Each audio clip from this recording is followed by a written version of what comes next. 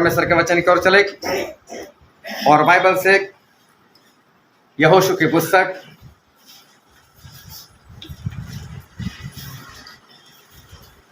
पुराने नियम में यहोशू की पुस्तक उसका पहला अध्याय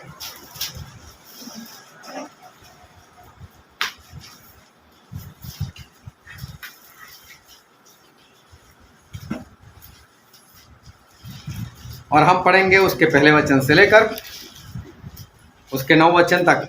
यहोशू 1 से 9। यहोवा के दास मूसा की मृत्यु के बाद यहोवा ने उसके सेवक यहोशू से, जो नून का पुत्र था, कहा, मेरा दास मूसा मर गया है, इसीलिए अब तू उठ, कमर बांध और इस सारी प्रजा समेत यरदन पार होकर उस देश को जा जिसे मैं उनको अर्थात इस्राएलियों को देता हूँ। उस वचन के अनुसार जो मैंने मूसा से कहा, अर्थात जिस स्थान पर तुम पाँव धरोगे वह सब मैं तुम्हें दे देता हूँ। जंगल और उस लबानोन से लेकर फरात महानद तक और सूर्यास्त की और महासमुद्र तक मित्तियों का सारा देश तुम्हारा भाग ठहरेगा। तेरे जीवन भर कोई तेरे सामने ठहर न सकेगा। जैसे मैं मूसा के संग रहा वैसे ही तेरे संग भी रहूंगा, और न तो मैं तुझे धोखा दूंगा और न तुझको छोड़ूंगा। इसीलिए यह बात पर दृढ़ हो जा, क्योंकि जिस देश के देने की शपथ मैंने इन लोगों के पूर्वजों से खाई थी उसका अधिकारी तू उन्हें करेगा। इतना हो कि तू यह बात कर और बहुत दृढ़ होकर जो व्यवस्था मेरे दास मूसा ने तुझे दी है उन सबके अनुसार करने में चौकसी करना, और उससे न तो दाहिने मुड़ना और न बाएं। तब जहाँ जहाँ तू जाएगा वहाँ वहाँ तेरा काम सफल होगा। व्यवस्था की यह पुस्तक तेरी जीभ से कभी न उतरने पाए। इसी में दिन रात ध्यान दिए रहना, इसीलिए कि जो कुछ उसमें लिखा है उसके अनुसार करने की तू चौकसी करे, क्योंकि ऐसा ही करने से तेरे सब काम सफल होंगे और तू प्रभावशाली होगा। क्या मैंने तुझे आज्ञा नहीं दी? यह बात पर दृढ़ हो जा, भय न खा और तेरा मन कच्चा न हो, क्योंकि जहाँ जहाँ तू जाएगा वहाँ वहाँ तेरा परमेश्वर यहोवा तेरा संग रहेगा। परमेश्वर पिता का वचन हमारे बहुत ही आशीषित है और परमेश्वर पिता का वचन सच्चा है। और बाइबल में लिखा है, यदि तू सच्चाई को जानेगा तो सच्चाई तुझे आज़ाद करेगी। हालेलुया। बहुत ध्यान से परमेश्वर के वचन को सुनते रहना, समझते रहना, कानों को खुला रखना ताकि हृदय में वचन उतर जाए और उसके अनुसार चलकर परमेश्वर के राज के स्वर्ग राज के वारिस बनने का प्रयत्न करना।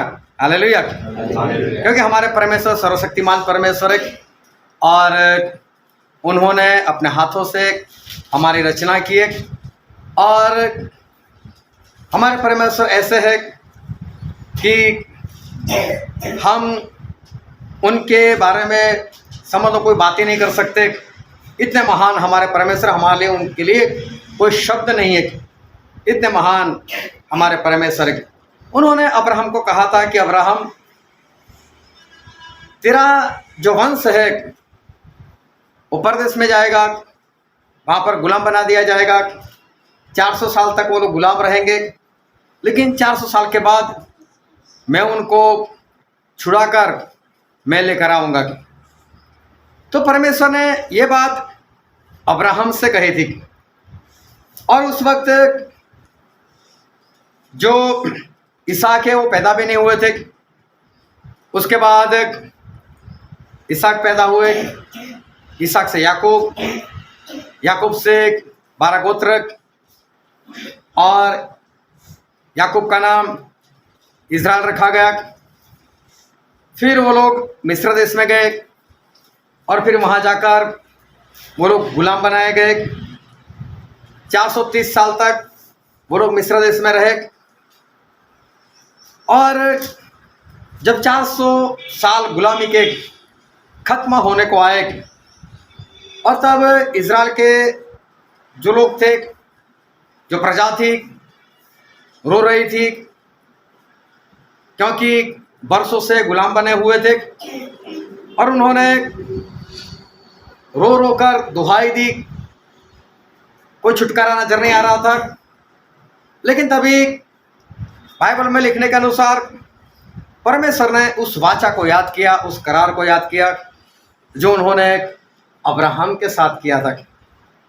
मेरे अंदाजे से 700-800 साल बीत चुके थे बीच में, और परमेश्वर अभी तक भूले नहीं कि मैंने अब्राहम के साथ मैंने वाचा बांधी थी, और मैंने अब्राहम को बोला था कि अब्राहम 400 साल के बाद मैं तेरे अंश को वहाँ से छुड़ा कर लेकर आऊँगा।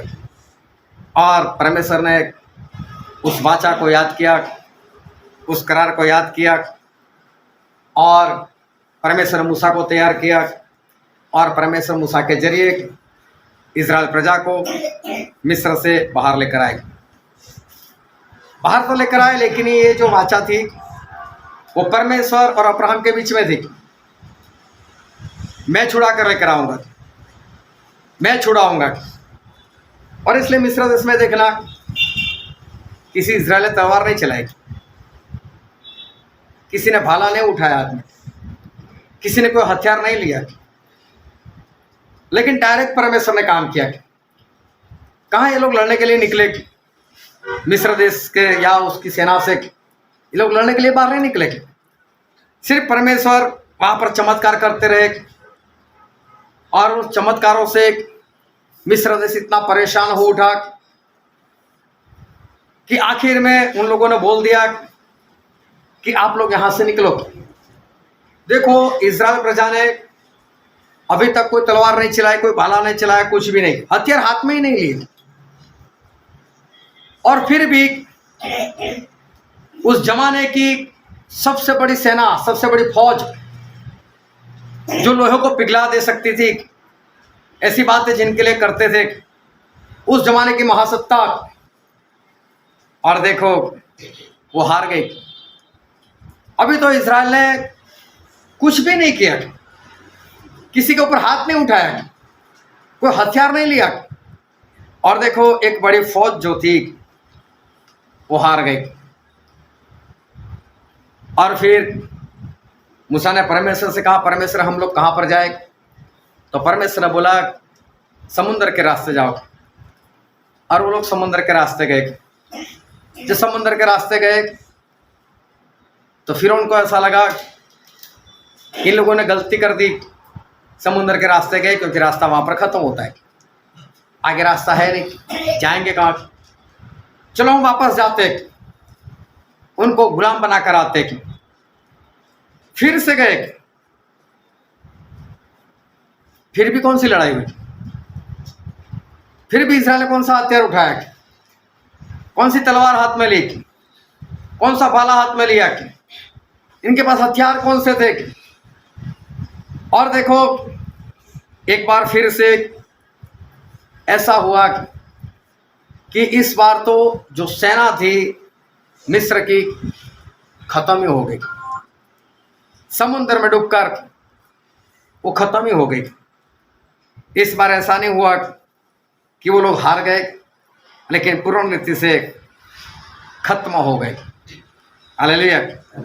और ध्यान समझते रहना, इज़राइल लोग आगे बढ़ रहे, इनमें कोई योद्धा नहीं है। ये 400 साल तक गुलाम बने रहे थे, लड़ाई कभी लड़े नहीं, और वो लोग आगे बढ़े। और बाइबल में ऐसा लिखा है, एक वचन हम पढ़ते हैं, गिनती का पुस्तक उसका 22वां अध्याय और उसका 2, 3 और 4 वचन। गिनती 22, 2 से 4।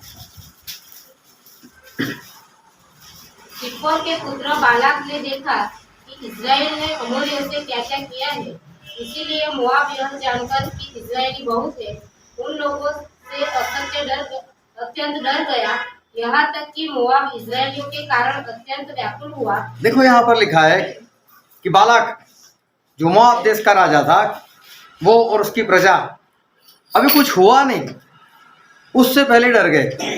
और बाइबल में लिखा अत्यंत डर गए, बहुत ही डर गए। फिर तब मोआबियों ने मिद्यानी पुरनियों से कहा, अब वह दल हमारे चारों ओर के सब लोगों को ऐसा चट कर जाएगा जिस तरह बेर खेत की हरी घास को चट कर जाता है। बोले जैसे एक बेर होता है और हरी घास को इस तरह से खा जाता है कि किसी को पता नहीं तक चलता कि यहाँ पहले घास भी हुआ करती थी।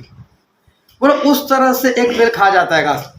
इसी तरह से बोले ये इज़राइल लोग हैं, बोले अपने आसपास के लोगों को इस तरह से खा जाते, इस तरह से खत्म कर देते कि उनका नामो निशान तक नहीं रहता। देखो इज़राइल का खौफ कितना है, वो ध्यान से समझना कि परमेश्वर आज हमसे क्या कहने के लिए जा रहे हैं। इज़राइल के लोगों का खौफ इतना था कि सभी लोग उससे डरते थे कि क्या इज़राइल प्रजा है, क्या उनका परमेश्वर है। बहुत ही खतरनाक लोग जिनके साथ लड़ाई हो जाती है उनका नामो निशान तक नहीं रहता, उनको पूर्ण रीति से ये लोग खत्म कर देते, इतना डरते थे लोग। और बालाक बोल रहा है कि हम लोग डर रहे इससे। फिर उस समय सिप्पोर का पुत्र बालाक मोआब का राजा था। देखो ये राजा था और राजा इतना डर गया है, उसकी सेना पूरी डरी हुई है, उसकी प्रजा पूरी डरी हुई, होगा क्या हमारा। बोले जिस तरह से एक बेल घास को चट कर जाता है उसी तरह से इज़राइल लोग अपने दुश्मनों को खत्म कर देते। बहुत ही खतरनाक लोग ले, और इनका खौफ चारों ओर बहुत ही भारी था कि क्या इज़राइल के लोग और क्या इनका परमेश्वर, ये लोग बहुत ही खतरनाक लोग हैं। और जब ये लोग मिस्र देश से निकले थे और उनके 20 साल से ज़्यादा उम्र के जो लड़ाई कर सके, ऐसे जो सुरमा या पराक्रमी या सामर्थी या तो लड़ाई कर सके, ऐसे जो पुरुष थे उनकी गिनती हुई थी, और उनकी गिनती हुई थी 6,03,550। और उनकी पत्नियां और उनके जो बच्चे थे उनकी गिनती नहीं की गई थी। लेकिन इतिहास ऐसा कहता है कि उस वक्त इज़राइल की गिनती बच्चे और स्त्रियों को मिलकर 35 से 40 लाख लोग थे। अभी सोचो इतने लोग वहाँ से निकले, लेकिन खास कर हम बात करने के लिए जा रहे 6,03,550 जो 20 साल से ज़्यादा उम्र वाले और जो लड़ाई कर सके, ऐसे लोग थे 6,03,550। परमेश्वर ने इन लोगों को मिस्र से इसलिए निकाला था कि यहाँ से निकालकर एक अच्छे देश में, विश्राम के देश में इनको ले जाया जाए और वहाँ पर इनको स्थापित किया जाए। और हुआ ऐसा कि उनमें से 2 को छोड़कर 6,03,550 में 2 को छोड़कर 6,03,548 वो रास्ते में मर नहीं गए, मारे गए। 6,03,548 विश्राम के देश में पहुंच पाए, उससे पहले रास्ते में खत्म हो गए। ये लोग ऐसे थे जिनको बड़ी बड़ी सेना, बड़ी बड़ी फौज इनका कुछ नहीं बिगाड़ पाई थी। बड़े बड़े लोग इनको छू तक नहीं पाए थे, बड़े बड़े हथियार इनके पास तक नहीं पहुंचे थे। लेकिन फिर भी ऐसे लोग वो रास्ते में खत्म हो गए, रास्ते में मारे गए। ये सारे लोग कैसे मर गए और सारे लोग क्यों मर गए, इनको मार सके ऐसा पूरी दुनिया में कोई नहीं था, कोई भी नहीं था। ये कोई बीमार होकर नहीं मरे, ये कमजोर होकर नहीं मरे, खाना नहीं मिला इसके कारण नहीं मरे, लड़ाई में भी नहीं मरे, इनको मार सके ऐसा कोई पूरी दुनिया में था ही नहीं। और फिर भी ये सारे रास्ते में खत्म हो गए। क्यों? एक बहुत बड़ा युद्ध हो गया बाइबल में, और उसका नाम था शमसून। वो एक बार अपने माता पिता के साथ जा रहे थे कहीं रास्ते में, और एक शेर निकला, जवान शेर जिसमें बहुत ताकत होती। और जवान शेर जब निकला तो शमसून बिंदास उसके सामने खड़े हो गए। शेर है तो क्या हो गए, और उन्होंने उस शेर को खत्म कर दिया। ध्यान से परमेश्वर के वचन को समझते रहना। मैं एक सवाल करता हूं, एक शेर ना होता लेकिन 10 शेर आ जाते तो क्या 10 शेर मिलकर शमसून को खत्म कर देते? आया ना? इसका मतलब 10 शेर होते ना तो शमसून 10 को मार देते। इतनी शक्ति, इतना सामर्थ्य। एक बार तो इजराइल के लोग गए, किसी को बंदी बना लिया था, और पैलेस्टाइन वाले फलिस्तीन लोग ऐसा बोलते हैं, समसून को हमारे पास पकड़ कर लेकर आओ। तो बोले हम कुछ कर सकते हैं आपके लिए। ये लोग डर गए, समसून कहीं पर थे, उनको मिले, बोले ऐसा ऐसा हुआ है। तो कोई बात नहीं, बांध कर लेकर जाओ, आप लोग मुझसे कुछ मत करना, उनको जो करना करने देना। वो ठीक है, समसून को बांध कर लेकर आए। फलिस्तीन लोग खुश कि समसून बंद कर आए। जैसे ही हाथ उठाने का प्रयत्न किया, एक ही झटके से जो भी रस्सी बांधी थी तोड़ दी, और वहां पर एक गधे की मुंडी मिल गई, मरे हुए गधे की, वो उठा ली, उसका जड़बा उठा लिया, और उससे 1000 फलिस्ती को एक ही बार में खत्म कर दिया। ऐसा नहीं कि 1000 बारी बारी से इसके पास आए, सभी ने साथ में हमला कर दिया, और फिर भी समसून अकेले ने 1000 को खत्म कर दिया। अब मेरा सवाल ये है कि अगर 10,000 फलिस्ती होते तो क्या समसून को मार सकते थे? आया ना, इसका मतलब 10,000 होते ना, तो अभी समसून उस 10,000 को भी वो आसानी से वो मार सकते थे। उस जमाने में सिर्फ अकेले समसून उसको पूरे फलिस्ती लोग मिलकर भी कभी भी नहीं मार सकते थे। ऐसा ही नहीं, और भी अगर कोई होता और कितनी भी बड़ी सेना लेकर आता, तो किसी में इतनी हिम्मत नहीं थी, ताकत नहीं थी कि अकेले समसून को मार सके। समसून अकेले किसी को भी मारने के लिए, और कितने भी लोगों को मारने के लिए, और कैसी भी अवस्था में मारने के लिए वो सक्षम थे, वो सामर्थ्य थे। फिर भी समसून मर गए। समसून मर गए। समसून को किसी फौज ने नहीं मारा। ऐसा नहीं, बहुत सारे लोग उसके ऊपर टूट पड़े, और इसके कारण समसून मर गए। किसी में ताकत नहीं थी कि समसून को मार सके, लेकिन फिर भी समसून मर गए। कैसे? समसून कैसे मर गए? एक राजा थे, उनका नाम था आसा, और दूसरा इतिहास उसके 14वें अध्याय में इनकी बात जो है लिखी हुई है। आसा राजा के विरोध में, कोई बात अभी देखना नहीं, आसा राजा के विरोध में 10 लाख लोग आ गए, और 10 लाख लोगों के विरोध में लड़ाई करनी थी। और आसा के पास जो सेना थी वो थी 5,80,000 की। उनके विरोध में तकरीबन डबल लोग आ गए। इनको मारकर भगाना आसान नहीं था, लेकिन आसा लड़ाई करने के लिए गए।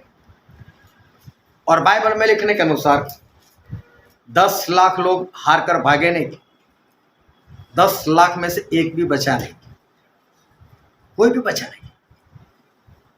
10 लाख डेड बॉडी लोथे वहां पर पड़ी एक दिन में। और ये जो 5,80,000 थे, उनमें से एक भी नहीं मरा। बहुत सामर्थ्य लोग,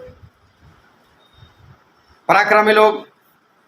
उस जमाने में आसा को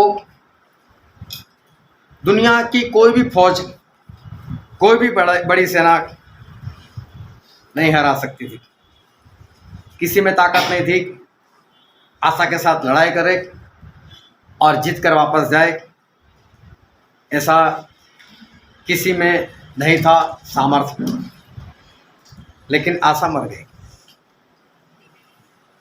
किसी फौज ने नहीं मारा उनको, किसी युद्ध में नहीं मर गए वो, उनको कोई मार ही नहीं सकता था, लेकिन वो मर गए।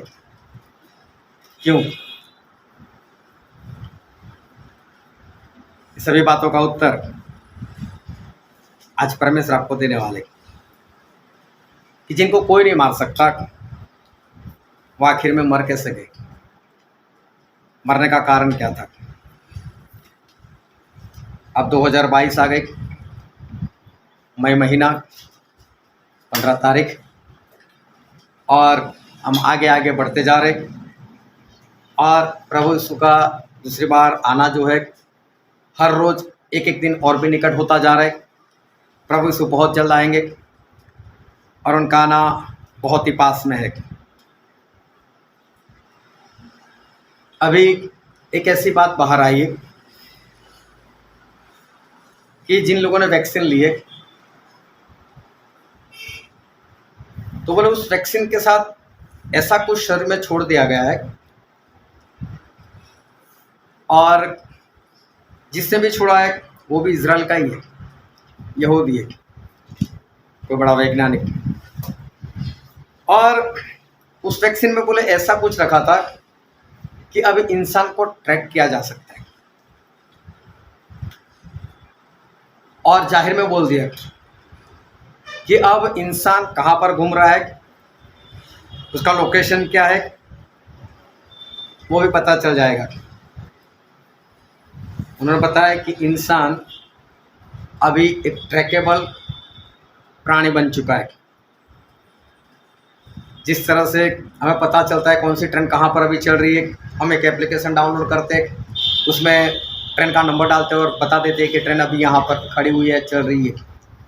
उसी तरह से इंसान कहाँ पर है वो बोले पता चल जाने वाला है अभी। पिछले दिनों में ऐसी बात चल रही थी, जब कोरोना की पहली लहर दूसरी लहर चल रही थी, बोले बच्चों को नहीं हो सकता। मालूम नहीं बच्चों में कौन सी सिस्टम होती है जिसके कारण बच्चों को ये नहीं हो सकता कोरोना, बच्चों को डरने की जरूरत नहीं। फिर भी बच्चों के लिए भी वैक्सीन निकाली, पहले 15 से 18, फिर 12 से 18, और अभी 5 से लेकर 18 साल के सभी बच्चों के लिए वैक्सीन आ गई। वैक्सीन निकलने के बाद बच्चों को कोरोना होने लगा,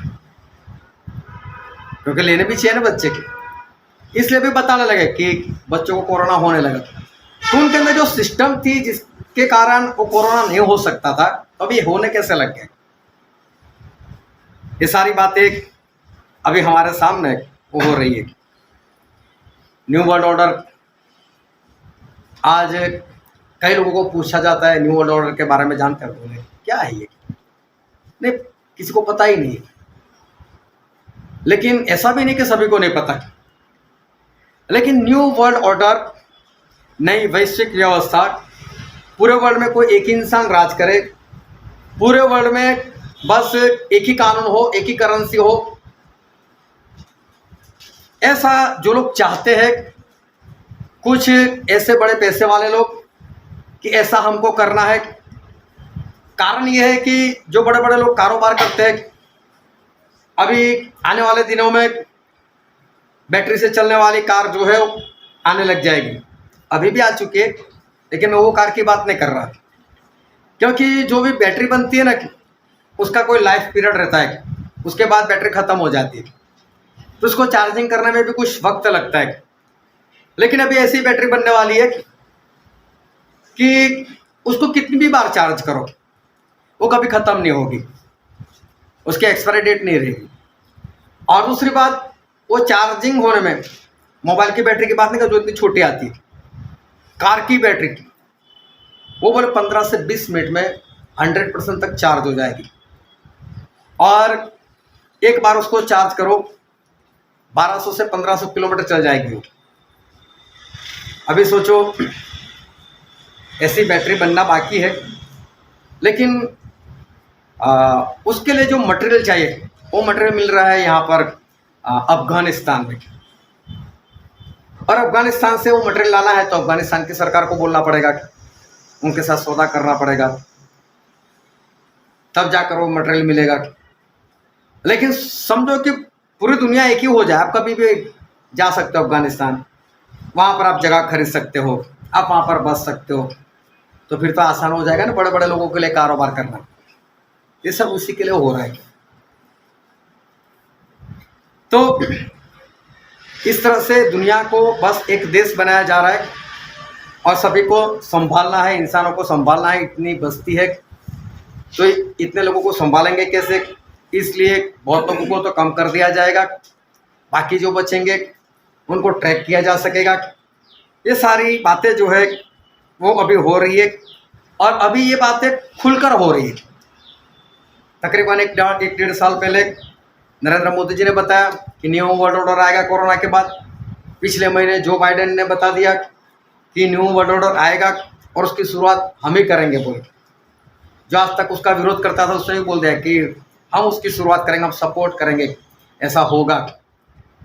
इसका मतलब ये है कि अब ये सारी बातें जो है वो खुलकर होने लगी। पहले 666 से लोग डरते थे, बात नहीं करते थे। अभी 666 जो है 666 वो आम होता जा रहा है, और बिंदास से लोग उसका नाम लिए जा रहे हैं।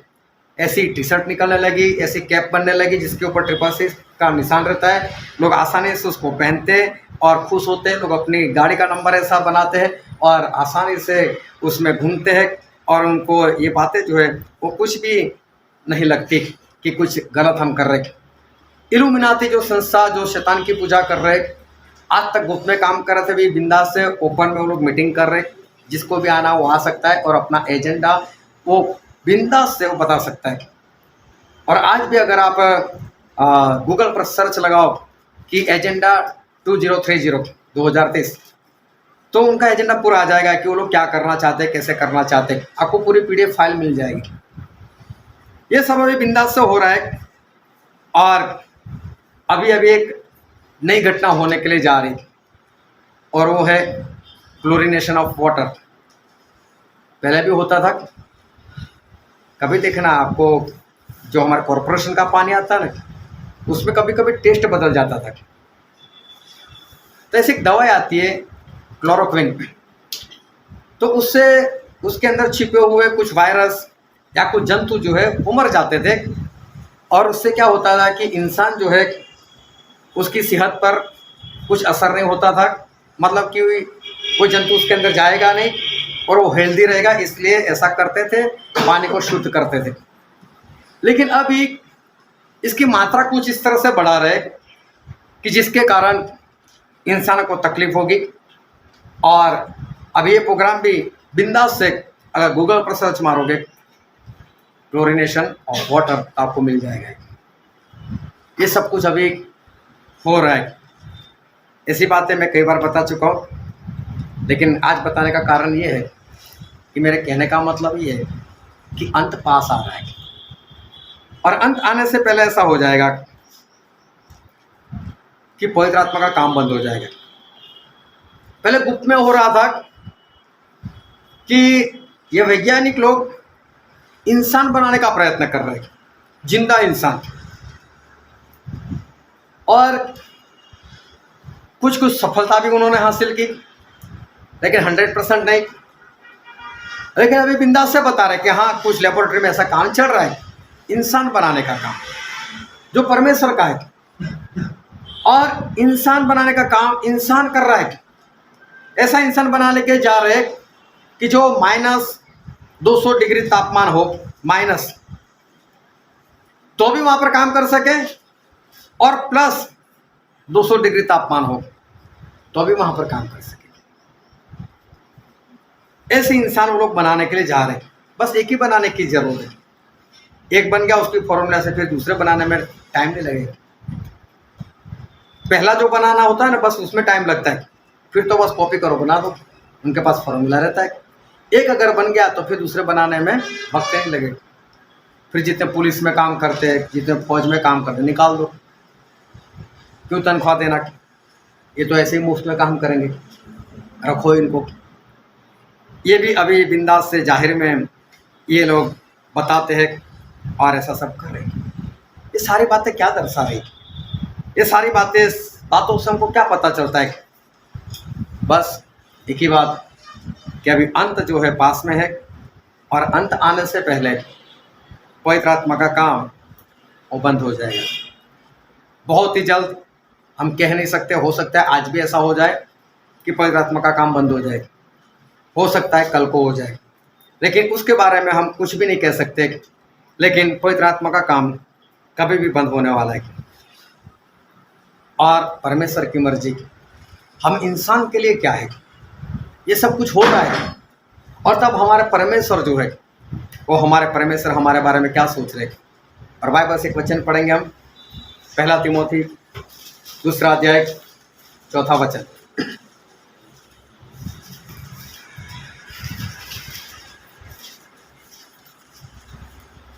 पहला तिमोथी 2:4। जो यह चाहता है कि सब मनुष्यों का उद्धार हो और वे सत्य को बड़ी भांति पहचान ले। परमेश्वर ऐसा चाहते हैं किसका उद्धार हो, सभी मनुष्यों का। हालेलुया। देखो परमेश्वर कितना दयालु है। बहुत कुछ हो रहा है दुनिया में, लेकिन परमेश्वर ऐसा चाहते हैं कि कोई भी नाश ना हो, सारे के सारे लोग बचाए जाए और सच्चाई जो है वो 100% सभी लोग जानेंगे।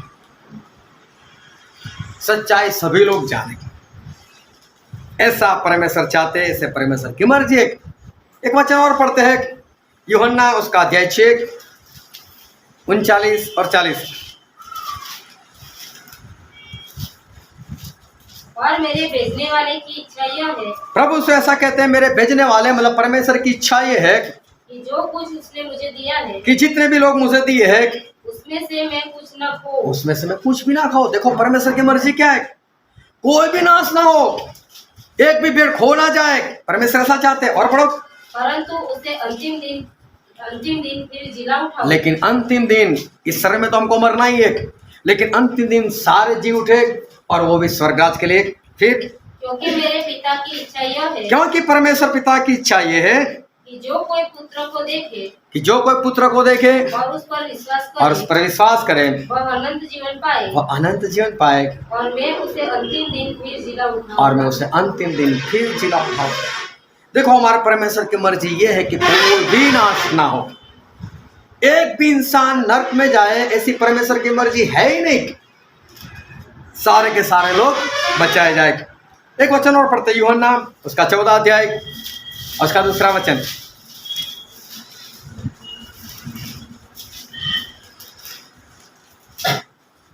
मेरे पिता के घर में बहुत से रहने के स्थान है। प्रभु से ऐसा कहते हैं कि मेरे पिता के घर में रहने के बहुत से स्थान है, यदि न होते तो मैं तुमसे कह देता, कह देता क्योंकि मैं तुम्हारे लिए जगह तैयार करने जाता। मैं जगह तैयार करने के लिए जा रहा हूँ। बोले मेरे पिता के घर में बहुत सारी जगह है, ना होती तो मैं बोल देता कि जगह तैयार करने के लिए जा रहा हूँ।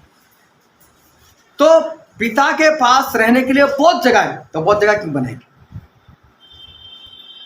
क्योंकि सारे मनुष्य वहां पर जाए, सारे बचाए जाएंगे। सभी लोग अपने हिसाब से घर बनाते हैं ना, कि हम 4 लोग हैं तो बस उसके हिसाब से घर चाहिए, 5 लोग थे उसके हिसाब से चाहिए।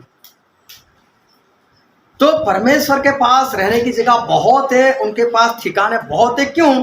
क्योंकि वो चाहते हैं कि कोई भी नाश ना हो, सारे के सारे स्वर्ग में आ जाए। इसलिए परमेश्वर ने पहले से स्वर्ग में बहुत सारी जगह रखी है। फिर मत्ती में ऐसा लिखा है, मत्ती उसका 25वां अध्याय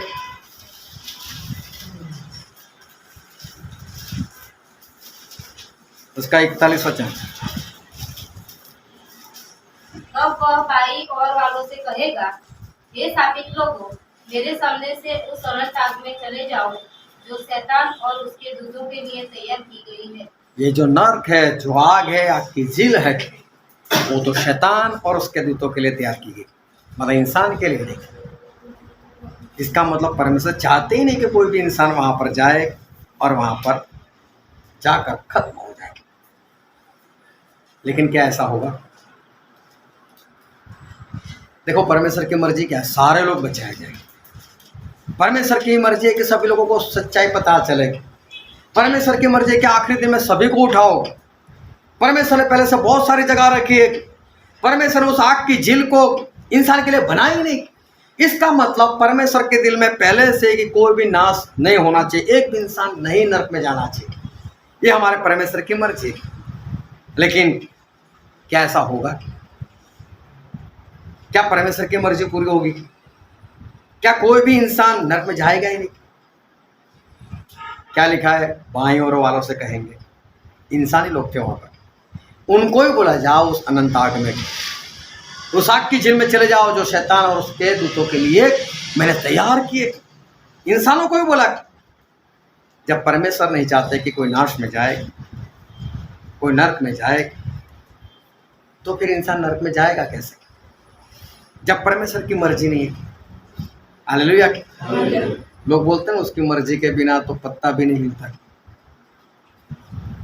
ये मत मानने लगे, जितना हो रहा है सारा परमेश्वर की मर्जी के बिना ही हो रहा है। शायद ही कोई ऐसी बात है जो परमेश्वर की मर्जी से हो रही। आज सुबह कितने लोग चाय पी रहे, पूछा था परमेश्वर आपकी मर्जी तो पी कर दो, आपकी मर्जी से ठीक है। हाँ, शायद ही कोई काम ऐसा है कि जो परमेश्वर की मर्जी से होता है, वरना इंसान अपनी मर्जी से ही चलता है।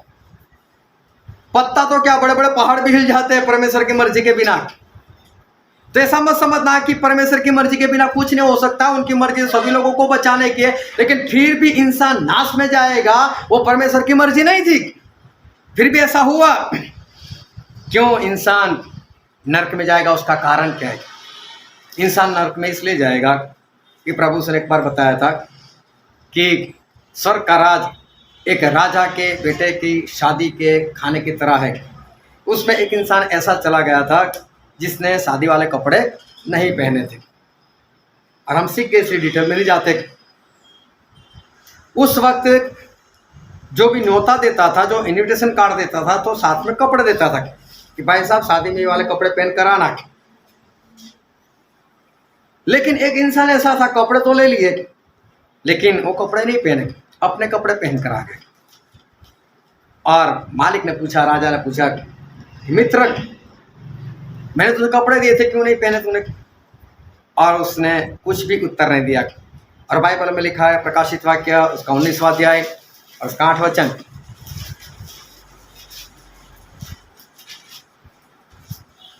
उसको शुद्ध और चमकदार महीन मलमल पहनने का अधिकार दिया गया। हाँ, क्योंकि उस महीन मलमल का अर्थ पवित्र लोगों के धर्म के काम है। हाँ, ये तो आज्ञाकारी कपड़ा उसको दिया गया, ऐसा लिखा है। दुल्हे ने, प्रभु यीशु ने अपनी दुल्हन को, मतलब मंडली को, ये वस्त्र दिए, आज्ञाकारी करो। तो देखो, परमेश्वर तो कपड़े दे दिए ना, परमेश्वर तो अपना काम पूरा किया ना, उन्होंने तो आज्ञाकारी हमको दे दी ना, उनको जो करना था वो कर दिया ना।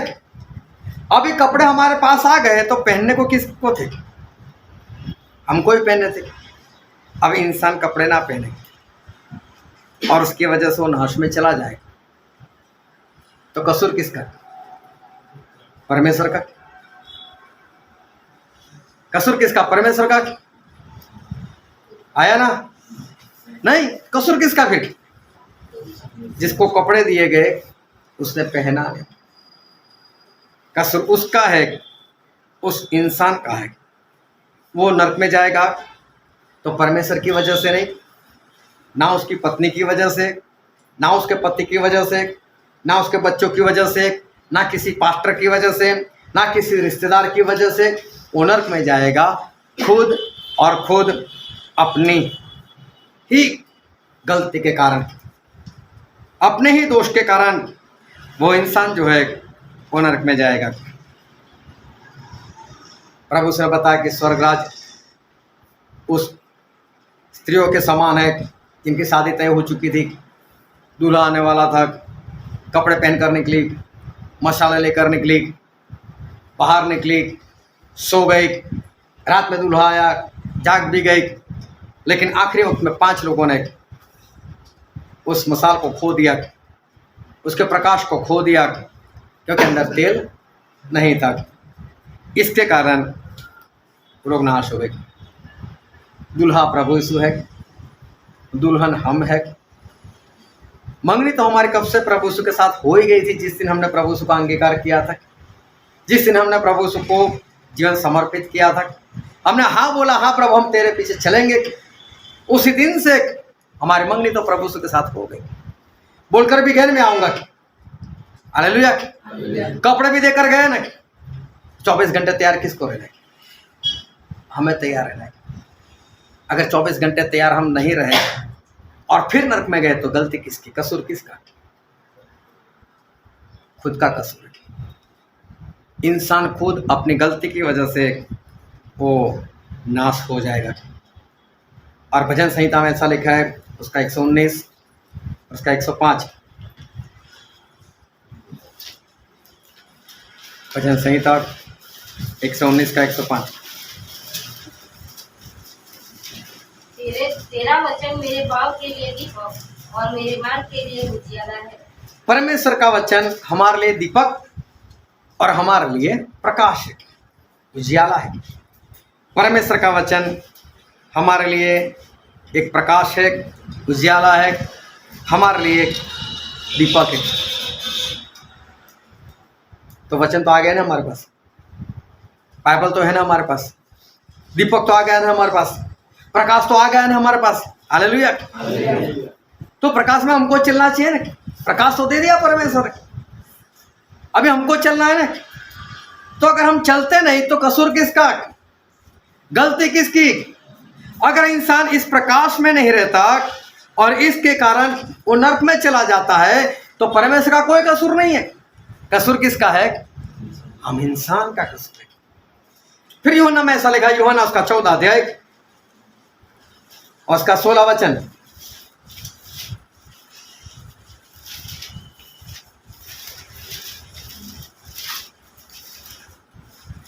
मैं पिता से विनती करूंगा, प्रभु से ऐसा कहते हैं, मैं पिता से विनती करूंगा और वह तुम्हें एक और सहायक देगा। और एक और सहायक, और सहायक जिसके लिए शब्द लिखा है वो है पवित्र आत्मा।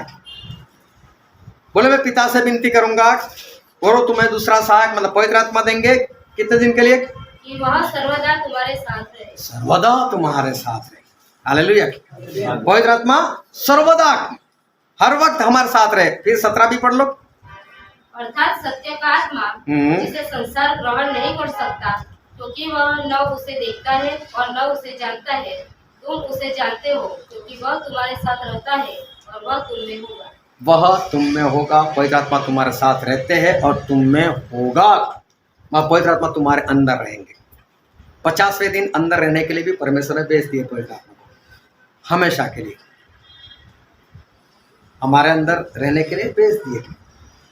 अभी अंदर बिठाना नहीं बिठाना वो इंसान की मर्जी है, बिठाकर फिर भगा देना वो भी इंसान की मर्जी है। अगर आपने पवित्र आत्मा को अपने दिल में जगा दी, आपने उनका वेलकम किया, आओ पधारिए बैठो, कुछ दिन तक चले फिर खो बैठे और उसके कारण नाश हो गए, गलती किसकी? कसूर किसका? अब परमेश्वर का कोई कसूर नहीं। परमेश्वर दे दिए थे, इंसान संभाल नहीं पाया, इंसान ने ऐसी हरकत की और पवित्र आत्मा को भगा दिया।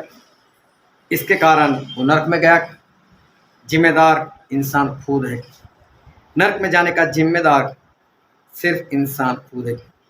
इंसान आज नरक में जाता है, नाश हो जाता है, तो उसका कारण कोई और नहीं, वो खुद ही है।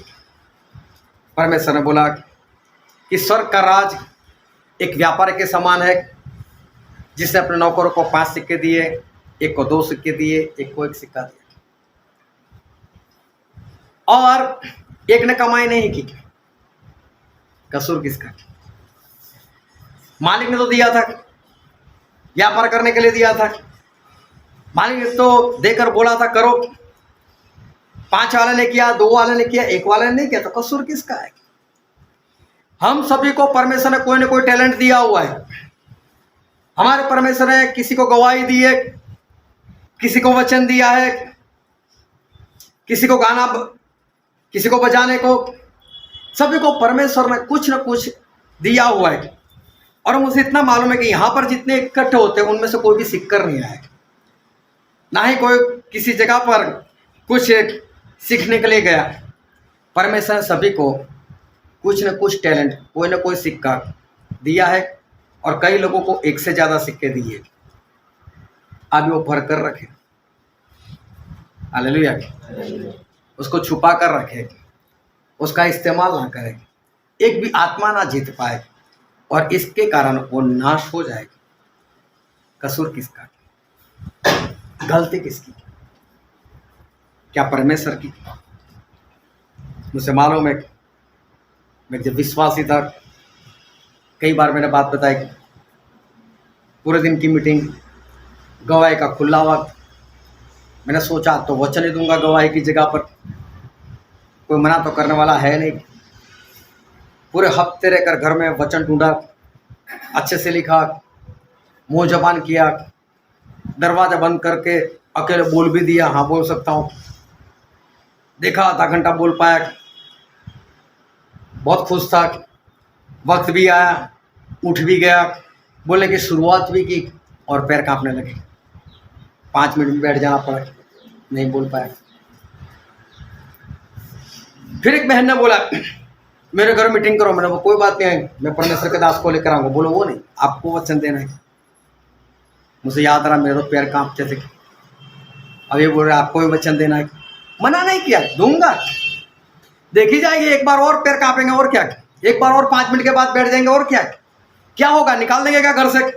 वचन नहीं देता क्या, जो भी है। कुर्सी पर बैठकर पैर के ऊपर पैर रखकर मैंने वचन दिया। डर यही था कि कहीं खड़ा हो जाऊंगा और कांपने ना लगूं। हो गया उस दिन, वचन दे पाया। मैं और मेरी पत्नी बैठते थे, फिर एक कपल और आया, फिर एक कपल और आया। हम बढ़ते गए, गिनती में बढ़ते गए। हम तो बस बाइबल पढ़ते थे। एक भाई साहब ने बोला भाई वचन भी देना शुरू कर दो। ठीक है, कर देंगे वचन। खड़ा हो जाता था, बाइबल से जो भी आए निकाल देता, चलो ये पूरा चैप्टर पढ़ लो। हर एक वचन पर 2-2 सेंटेंस बोल देता था। आधा घंटा पौना घंटा हो जाता था, बैठ जाते थे। लेकिन किया तो परमेश्वर देते गए, जितना इस्तेमाल करते गए तो परमेश्वर उसको देते गए। ये कीबोर्ड मुझे बहुत शौक था कि मैं बजा सकूं, इतना छोटा था कीबोर्ड। और मैंने एक भाई साहब को बोला मीटिंग में बजा, उसको शर्मा, इतना छोटा और मीटिंग में बजाने का। मैं नहीं बजाऊंगा, मेरे पास था भी नहीं बड़ा, मेरे पास तो यही है। तो जब भी कोई बजाता था तो मैं देखते रहता उसकी उंगली कहाँ पर जा रही है, कैसे जा रही है, बाएं हाथ कहाँ पर है, दाएं हाथ कहाँ पर है, बस मैं देखता रहता था। एक भाई साहब ने मुझसे बोला चलिए आपको मैं मुफ्त में सिखाऊंगा। मैंने बोला मुझे नहीं सीखना। बोले क्यों, मेरे पास वक्त नहीं है। बोले नहीं, आपको सिर्फ आधा घंटा निकालना है। मेरे पास सही बात है आधा घंटा, लेकिन आप मेरे घर पर आओगे तो मुझे आधा घंटा देना पड़ेगा ना। आधा घंटा में कौन सा दूँ, मैं तो कभी भी बाहर होता हूँ, कभी भी घर में होता हूँ, कभी मेरा कोई ठिकाना नहीं रहता, मैं नहीं दे सकता आपको। बोले कोई बात नहीं, आपको जब वक्त मिले 2-2 घंटे प्रैक्टिस करता रहे। मैं बोला 2 घंटे में हर रोज प्रैक्टिस भी नहीं कर सकता। वो कम करते करते आधे घंटे पर है। बोला आधा घंटा तो आपको प्रैक्टिस करनी है। मैं वो भी मैं नहीं कर सकता। बोले फिर आपको कभी नहीं आई। मैंने कोई बात नहीं, लेकिन आज मैं बजा सकता। तो जब सीखा नहीं, किसी ने सिखाया नहीं, तो फिर सिखाने वाले कौन है? फिर तो परमेश्वर है। कई बार कोई आराधना करवाता है, मोबाइल में गाने होते हैं, फिर कोई नया गाना शुरू हो जाता है तो ऐसे ढूंढते रहता है कहाँ पर होगा, मिलता नहीं, ध्यान नहीं रहता।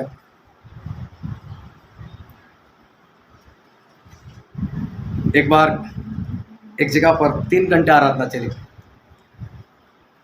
3 घंटे आराधना मैं करवाता रहा और 3 घंटे तक कोई कॉपी नहीं, कोई मोबाइल नहीं। उस वक्त मोबाइल ऐसे थे भी नहीं, लेकिन एक भी गाना रिपीट नहीं हुआ। अभी ये मत समझना कि मैं मेरी कोई बात कर रहा हूँ, मैं परमेश्वर की बात करने जा रहा हूँ। परमेश्वर देते, परमेश्वर ने हमारे दिमाग को बना क्या इतनी याददाश्त नहीं दे सकते। मैं कहीं पर भी जाता था, वहाँ पर जो भी आराधना होती थी, वहाँ पर कोई गाना मुझे अच्छा लगता था, मैं लिख कर लेकर आता था। मोबाइल उस वक्त ऐसे नहीं थे, घर पर आकर उसको फोन करता था, भाई साहब एक बार और सुनाओ मुझे गाना। बार बार उससे सुनता था मैं, तब जाकर वो गाना मैं गा सकता था। ये करता था ऐसे। कई बार मैं देखता हूँ कि कोई गाना गाता है और सामने वाला बैठकर हंसता है, कैसे देखता है, इसको आता है नहीं। ऐसे नहीं, आगे आकर गाकर देखो तो पता चलता है। परमेश्वर ने टैलेंट दिया हुआ है, आप इस्तेमाल करते हो तो टैलेंट और बढ़ता है। परमेश्वर देते और होता है। जो भी सिक्का दिया है, एक दिया, एक से ज़्यादा दिया, उसका इस्तेमाल तो करो। आत्मा तो जीतो और अगर नहीं होता तो फिर कसूर किसका? कसूर परमेश्वर का नहीं है, कसूर इंसान का है। उसने उस सिक्के को, उस टैलेंट को उसने दफन कर कर रखा और इसलिए वो कमाई नहीं कर पाया। इसमें परमेश्वर का कोई कसूर नहीं। अभी बहुत ध्यान समझना, सारे सवालों के जवाब मिलते जाएंगे। आसा राजा को मारने की किसी में भी शक्ति नहीं थी, किसी में ताकत नहीं थी कि आसा राजा को मार सके।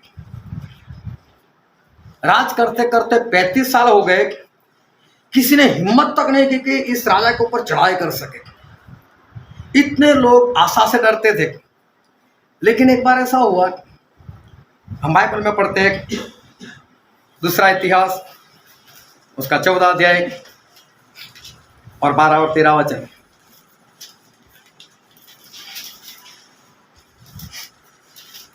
अब यहोवा ने कुशियों को आसा और यहूदियों के सामने मारा और कुशी भाग गए। आसा और उसके संग के लोगों ने उनका पीछा करार तक किया और इतने कुशी मारे गए कि वे फिर सिर न उठा सके, क्योंकि वे यहोवा और उसकी सेना से हार गए। वो यहोवा और उसकी सेना से हार गए। दिखने में किसकी सेना दिखती थी? आसा राजा की। लड़ाई कौन करते थे? परमेश्वर। अभी देखो, परमेश्वर लड़े तो कभी हो सकता है कोई मर जाए, उनकी फौज में से कोई मर जाए, ऐसा हो सकता है। आसा राजा और उसकी सेना लड़ते तो मुझे लगता है सारी सेना खत्म हो जाती। लेकिन दिखते थे वो, लेकिन लड़ाई कैसे होती थी? परमेश्वर और उनकी सेना लड़ते थे।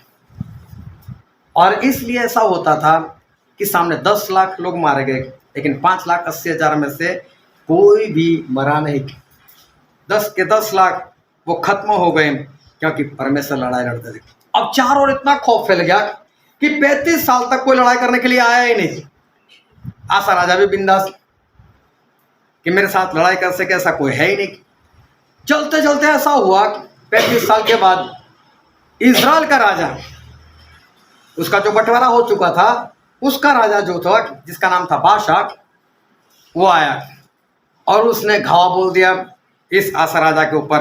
और हम पढ़ते उसका 16 अध्याय, दूसरा इतिहास उसका 16 अध्याय, और पढ़ो पहले वचन से।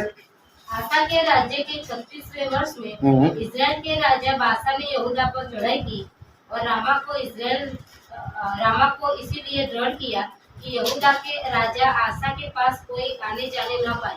तब आसा ने यहोवा के भवन और राजभवन के भंडारों में से चांदी सोना निकाल, देखो, राजा ने अपने भवन से और परमेश्वर के भवन से सोना चांदी निकाला और दमिश्कवासी अराम के राजा बेन-हदद के पास दूध बेचकर यह कहा, और बेन-हदद के पास जो अराम का राजा था, उसके पास ये सब कुछ देकर ऐसा कहा, जैसे मेरे तेरे पिता के बीच वैसे ही मेरे तेरे बीच भी वाचा बंधे। देख, मैं तेरे पास चांदी सोना बेचता हूँ, इसीलिए आ इस्राएल के राजा बाशा के साथ की अपनी वाचा को तोड़ दे, ताकि वह मुझसे दूर हो।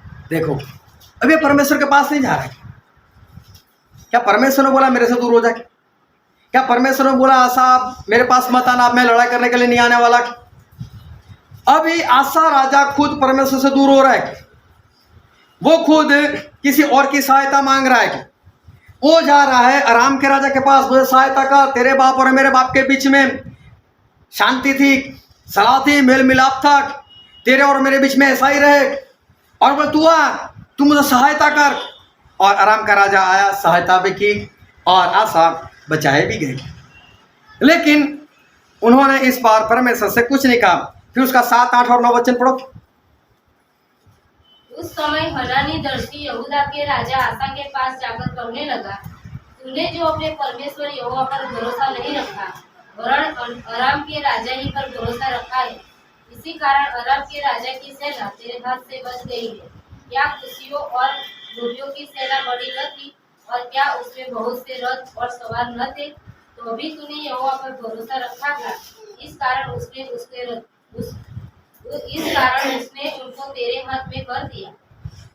देख, यहोवा की दृष्टि सारी पृथ्वी पर इसीलिए टिकी रहती है कि जिनका मन उसकी ओर निष्कपट रहता है, उनकी सहायता में वह अपनी सामर्थ्य दिखाए।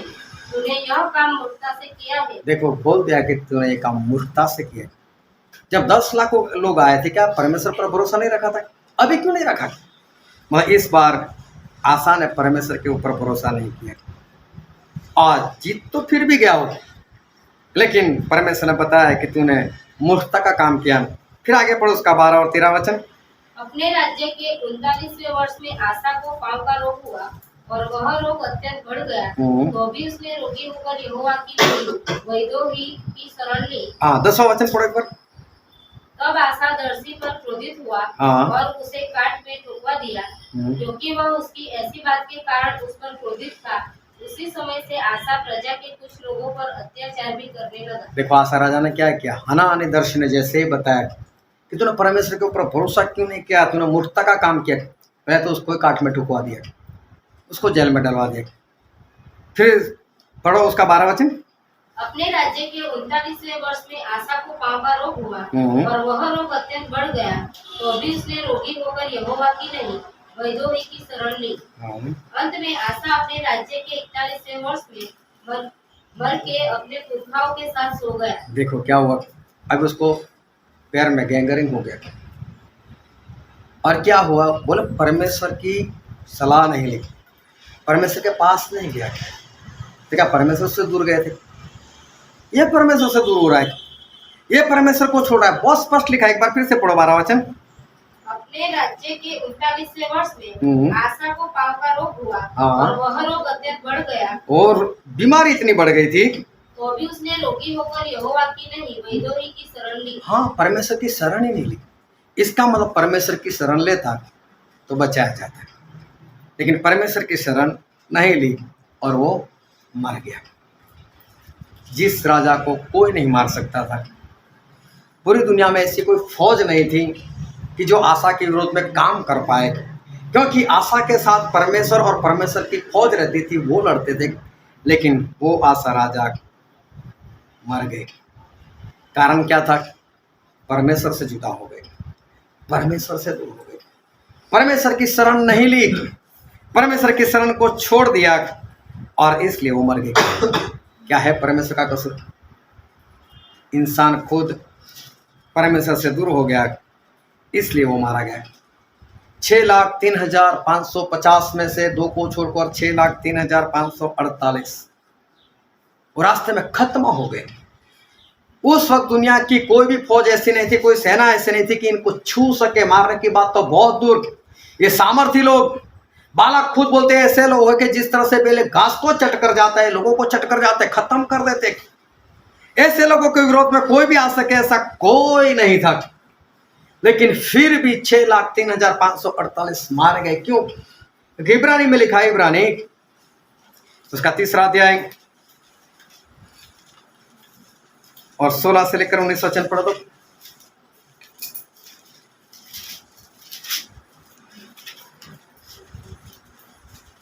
भला किन लोगों ने सुनकर भी क्रोध दिलाया? क्या उन सब ने नहीं जो मूसा के द्वारा मिस्र से निकले थे? देखो ये वो उन्हीं लोगों की बात हो रही है, 6,03,548 लोगों की। हाँ, और वह 40 वर्ष तक किन लोगों से क्रोधित रहा? क्या उन्हीं से नहीं जिन्होंने पाप किया और उनके सब जंगल में पड़े रहे? हाँ। और उसने किनसे शपथ खाई कि तुम मेरे विश्राम में प्रवेश करने न पाओगे? हाँ। क्या केवल उसने नहीं जिन्होंने आज्ञा न मानी? उन्होंने परमेश्वर की आज्ञा नहीं मानी। अतः हम देखते हैं कि वे अविश्वास के कारण प्रवेश न कर सके। इन लोगों ने परमेश्वर की आज्ञा नहीं मानी, कपड़ा नहीं पहना। परमेश्वर तो दिया था कपड़ा पहनने के लिए, आज्ञाकारी का कपड़ा दिया था, इन्होंने पहना नहीं, माना नहीं परमेश्वर का। क्या परमेश्वर ने बोला था मत मानना? क्या परमेश्वर से जुदा हो गए थे? ये खुद परमेश्वर से दूर हो गए और परमेश्वर का कहना नहीं सुना और नहीं माना और आखिर में ये लोग नाश हो गए। परमेश्वर ने तो इनको इसलिए निकाला था कि यहाँ से निकालकर विश्राम के देश में पहुंचा ही दे, वो पहुंचाने के लिए ही निकाला था। परमेश्वर नहीं चाहते थे ये मारे जाए, परमेश्वर चाहते सारे बचाए जाए, लेकिन सारे लोग मारे गए इस कारण क्या कि वो खुद परमेश्वर से जुदा हो गए और परमेश्वर का कहा हुआ नहीं माना, उनकी आज्ञा को नहीं माना और वो लोग रास्ते में वो खत्म हो गई। परमेश्वर तो वचन के देश में, विश्राम के देश में उनको बसाना चाहते थे। दुनिया की कोई फौज ऐसी नहीं थी, फलिस्तियों में कोई ऐसा नहीं था कि जो समसून को मार सके, समसून को हाथ लगा सके। किसी में हिम्मत नहीं थी, ताकत नहीं थी, सभी लोग डर रहे थे, कोई भी समसून को खत्म नहीं कर सकता था। 10,000 तो क्या 1,00,000 लोग भी आ जाए, शमशून अकेला तो भी शमशून सभी को खत्म कर सकते थे, इतना सामर्थ उसके अंदर था। लेकिन अपनी जान के दुश्मनों को खुद बने। दलीला के पास गए। दलीला बार बार बोल रही है कि अरे उसकी बात समझ नहीं पा रहा है कि इतना अंधा हो चुका है व्यभिचार के अंदर कि अपने जीवन का राज बता दिया, परमेश्वर की आज्ञा को छोड़ दिया, परमेश्वर को छोड़ दिया।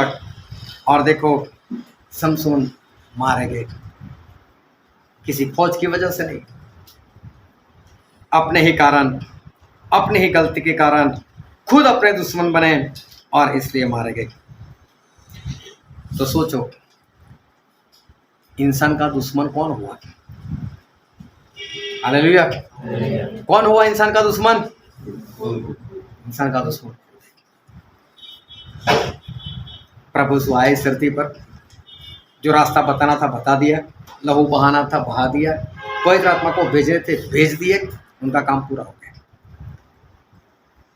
अभी उस लहू से शुद्ध होना नहीं होना आपके हाथ में, परमेश्वर के वचन को मानना नहीं मानना आपके हाथ में, उनकी आज्ञाकारी करने नहीं करने आपके हाथ में। कपड़ा दे दिया है, मंगनी हो गई है, दूल्हे के लिए तैयार होना नहीं होना आपके हाथ में। वचन देना, टैलेंट का इस्तेमाल करना, सिक्के को खर्च करना, दूसरे आत्माओं को बचाना नहीं बचाना, वो आपके हाथ में। ये सारे वचन आप लोग जानते हो, करना नहीं करना वो आपके हाथ में। परमेश्वर अपना सारा काम पूरा किया है। अगर अब भी आप नरक में जाते हो, इसके जिम्मेदार कोई शैतान नहीं, इसके जिम्मेदार कोई आपकी पत्नी नहीं, इसके जिम्मेदार आपका कोई पति नहीं, इसका जिम्मेदार कोई आपके बच्चे नहीं, इसके जिम्मेदार आपके माता पिता नहीं, कोई रिश्तेदार नहीं, कोई परिस्थिति नहीं, इसके जिम्मेदार खुद और खुद आप हो। आप सब कुछ जानते हो और फिर भी अगर नाश होते हो तो जिम्मेदार कोई और नहीं है, जिम्मेदार आप। अगर कोई कसूरवार है तो आप हो। और ध्यान से समझना, जो वचन आज हमने पढ़ा था यहोशू इसका पहला अध्याय और 1 से 9 वचन हमने पढ़े थे। यहोशू के ऊपर बहुत बड़ी जिम्मेदारी थी और परमेश्वर यहोशू के पास आए थे और परमेश्वर ने यहोशू से बात की थी। और हम पढ़ते उसका 5 वचन, तेरे जीवन भर कोई तेरे सामने ठहर न सकेगा। प्रभु यीशु ऐसा बोलते हैं, तेरे सामने जीवन भर कोई ठहर नहीं सकेगा। जैसे मैं मूसा के संग रहा, जैसे मैं मूसा के संग रहा, वैसे ही तेरे संग भी रहूंगा। वैसे ही तेरे संग भी मैं रहूंगा। और न तो मैं तुझे धोखा दूंगा, ना मैं तुझे धोखा दूंगा और न तुझको छोड़ूंगा। और ना तुझको छोड़ूंगा। आज ये वचन किसके लिए? हालेलुया। किसके लिए वचन आज? आज मेरे लिए। क्या बोलते हैं परमेश्वर? फिर से पढ़ो। तेरे जीवन भर कोई तेरे सामने ठहर न सकेगा। तेरे मतलब कौन? जोरों से बोलो, तेरे मतलब? तेरे हाँ, परमेश्वर आपके लिए बोल रहे, परमेश्वर आपको नाम लेकर बोल रहे, तेरे जीवन भर तेरे सामने कोई टिक नहीं पाएगा। फिर जैसे मैं मूसा के संग रहा, हाँ, जैसे मैं मूसा के संग रहा, वैसे ही तेरे संग भी रहूंगा। प्रभु यीशु आज बोलते मैं तेरे संग भी रहूंगा। और न तो मैं तुझे धोखा दूंगा, परमेश्वर खुद ऐसा बोलते मैं तुझे धोखा नहीं दूंगा और न तुझको छोड़ूंगा। और मैं ना तुझको छोड़ूंगा। तो परमेश्वर को धोखा देने वाला है कौन? कौन है धोखा देने वाला? कौन परमेश्वर को छोड़ता है? हालेलुया। वो आप खुद हो। आप खुद हो जो परमेश्वर को धोखा देते हो, वो आप खुद हो जो परमेश्वर को छोड़ देते हो। मेरे परमेश्वर एक बार बोल देने मैं ना धोखा दूंगा ना छोड़ूंगा, मतलब कभी नहीं छोड़ते। उनको धोखा देने वाला आप खुद हो। इसलिए आज तक कुछ हो नहीं पा रहा है। और जो लोग खुद की मौत का जिम्मेदार खुद है, तो ध्यान समझना, वो खुदकुशी करने वाला है। और खुदकुशी कौन करता है?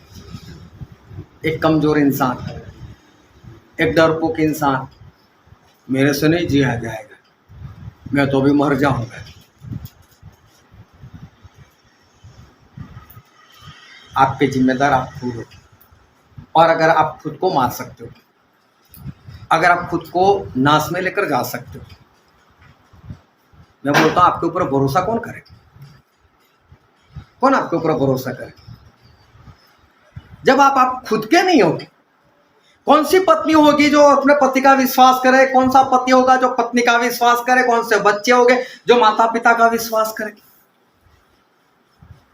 अगर आप खुद को धोखा देते हो, अगर आप खुद को नाश में लेकर जा रहे हो, तो सोचो एक पागल, एक डरपोक, उसमें और आप में अंतर क्या है? आप जानकर भी अगर नहीं कर सकते तो फायदा क्या?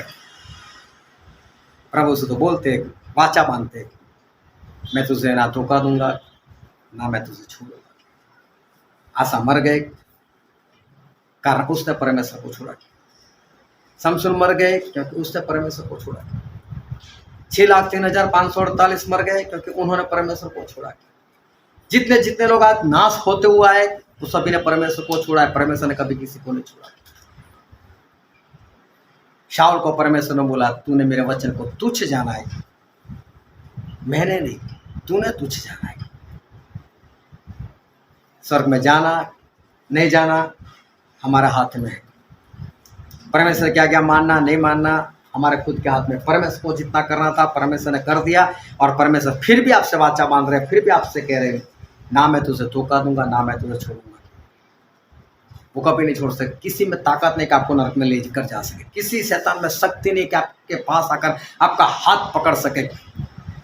मुझे एक इंसान उठकर बताओ, किस इंसान ने ऐसी मेरी जबान पकड़े और गाली बुलवा कर ही रहा? बताओ मुझे कोई तो ऐसा बताओ जो उठकर ऐसा बता सके कि वो शैतान आकर मेरे हाथ को पकड़ा और दूसरे के गाल पर ऐसे थप्पड़ लगा दी जबरदस्ती। कोई तो बताओ कि शैतान मेरे पास आकर जबरदस्ती से ये काम करवाता है। कोई शैतान आपके पास जबरदस्ती नहीं करवा सकता। आप परमेश्वर से दूर होते हो, आप अपने नाश के जिम्मेदार आप खुद हो।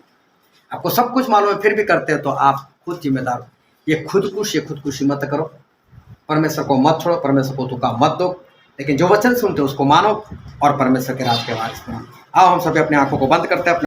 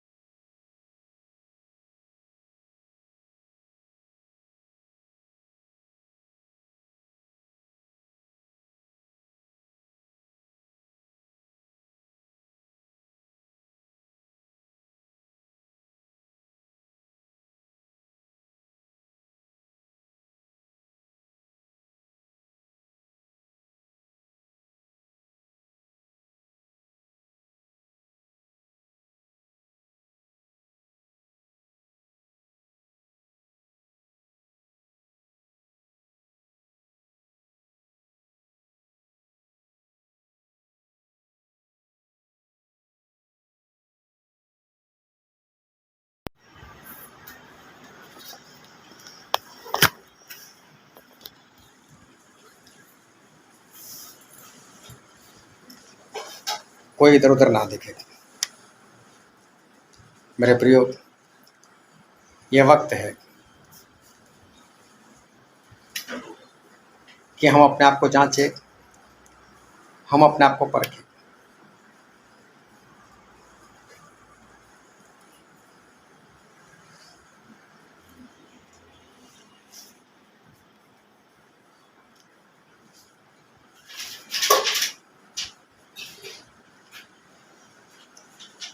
जब प्रभु उसने अपना काम पूरा ही कर दिया है, आज्ञाकारी दे ही दी है, पवित्र आत्मा का सामर्थ्य दे ही दिया है,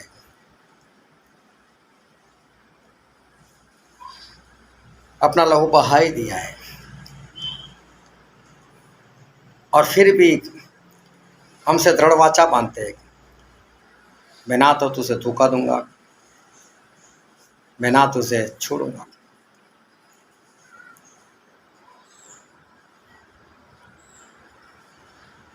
वो कभी किसी को नहीं छोड़ते, लेकिन इंसान खुद परमेश्वर से जुदा होकर उनको धोखा देकर वो नाश हो रहा है। उन्होंने नरक इंसान के लिए नहीं बनाया, इंसान खुद सामने से जा रहा है नरक में। उनकी इच्छा है कि आखिरी दिन में सभी को उठाओ, उनमें से एक भी ना खो। उनकी मर्जी है कि सारे इंसान बचाए जाए, सभी 100% सच्चाई जाए। उनके पास रहने के लिए इतनी जगह है क्योंकि वो चाहते थे कि सभी बचाए जाए। मेरे प्रियो, अगर आज कोई नरक जा रहा है तो उसका कारण वो खुद है। अगर आज आप पाप करो, परमेश्वर की मानते नहीं, उसके जिम्मेदार आप खुद हो, क्योंकि आप परमेश्वर से जुदा हो रहे हो। अगर आप जुदा नहीं होगे तो किसी में ताकत नहीं कि आपके पास कुछ करवाए। परमेश्वर में बने रहो, उनसे लिपटे रहो ताकि बचाए जाओ। ये वचन समझने के लिए, ग्रहण करने के लिए, उसके अनुसार चलने के लिए प्रभु उसी की कृपा